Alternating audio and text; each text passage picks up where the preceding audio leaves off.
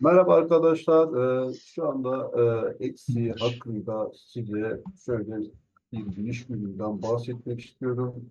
Ve bu videolar devamlı olacak inşallah.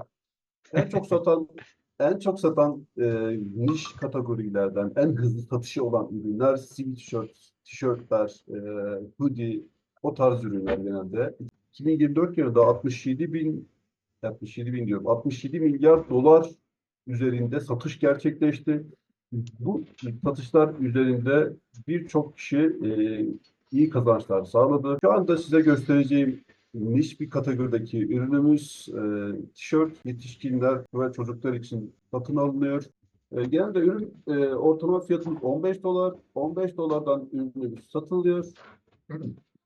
Genelde kontrol ettiğimizde mağazamızın toplam satış miktarı 6.218 çarpı 15 genelde 93 bin dolar civarında bir satış gerçekleştirmiş bu mağaza sahibi.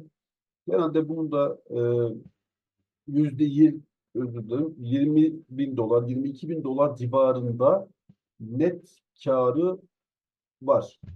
Dostlar, siz də əgər yəni Etsy məsələsində dəstək almaq istəsəniz və yaxud da Etsy-də məhsulunuzu satmaq istəyirsinizsə, burada biz sizə dəstək ola bilərik. Etsy-də gözəl bir başlanğıc üçün biz sizə bu məsələdə tam dəstək göstərəcəyik. Bu arada onu da deyim ki, bu tərz videoları tez-tez paylaşacağıq. Ümid edirəm ki, yaxşı oldu. Hər hansı bir sualınız və ya da təklifiniz olsa, mütləq şəkildə bizə bildirin və biz də ona uyğun olaraq videolarımızı daha da yaxşı hala gətirək. Oldu. Hələlik özünüzə yaxşı baxın. Arkadaşlar tekrar görüşmek üzere.